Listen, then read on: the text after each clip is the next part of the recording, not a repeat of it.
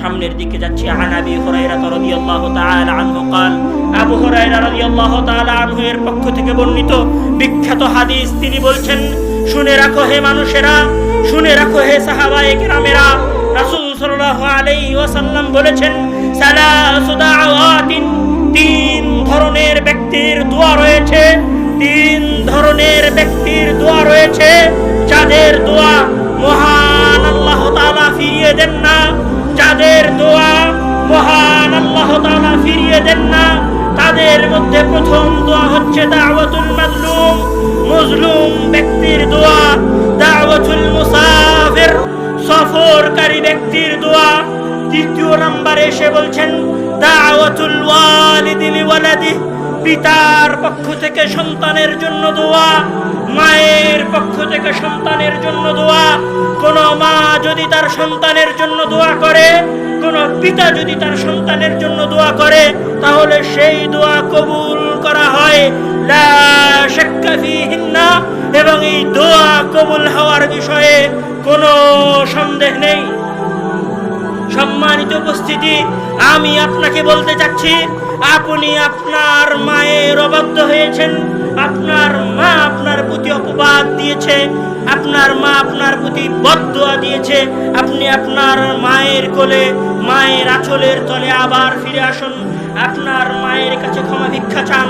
আপনার মা যদি আপনার জন্য দোয়া করে, মহান আল্লাহ তাআলা, রাসূল সাল্লাল্লাহু আলাইহি ওয়াসাল্লাম বলছেন, মায়ের দোয়া ফিরিয়ে দেওয়া হয় না। অন্য হাদিসে এসেছে, সালাসু দাওয়াতিন মুস্তাজাবাতুন লাহুন্না লা শাক্কা ফীহিন্না দাওয়াতুল ওয়ালিদি লিওয়ালাদি। প্রথম পয়েন্টে যে দোয়ার কথা এসেছে সেটা হচ্ছে তিন ধরনের দোয়া রয়েছে যেই দোয়া ফিরিয়ে দেওয়া হয় না। তার মধ্যে সর্বপ্রথম দোয়া হচ্ছে সন্তানের জন্য মায়ের দোয়া, সন্তানের জন্য মায়ের দোয়া।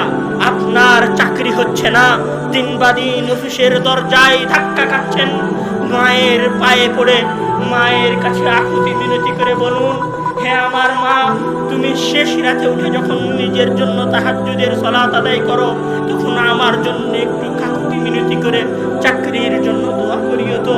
আপনার মা যদি পরহেজগার হয়, আপনার মা যদি দিনদার হয়, সারা বছর আপনি চাকরির জন্য খুঁজে যে চাকরি পাননি, রাসূল সাল্লাল্লাহু আলাইহি ওয়াসাল্লামের হাদিস বলছে, আপনার মায়ের একটা দোয়ায় আপনার চাকরি হয়ে যেতে পারে। আপনি অসুখে ভুগছেন, কোটি কোটি টাকা অসুস্থতার পিছনে খরচ করছেন নিজেকে সুস্থ করার জন্য।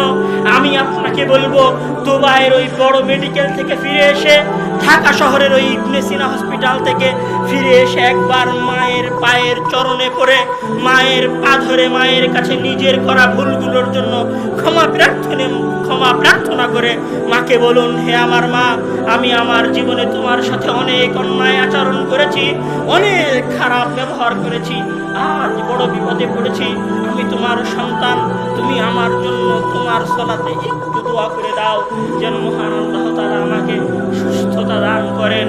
এই দোয়া মায়ের কাছ থেকে নিয়ে পুনরায় চিকিৎসা শুরু করুন, হতে পারে মহান আল্লাহ তাআলা আপনার মায়ের কারণে আপনার অসুস্থতা দূর করে দিতে পারে। সম্মানিত উপস্থিতি, আন আবি হুরায়রা রাদিয়াল্লাহু তাআলা আনহু قال قال رسول الله صلى الله عليه وسلم إن الله تعالى خلق الخلق إن الله تعالى خلق الخلق حتى إذا فرغ منهن قامت الرحم فقالت هذا مقام العائد بك من القطيعة هذا مقام العائد بك من القطيعة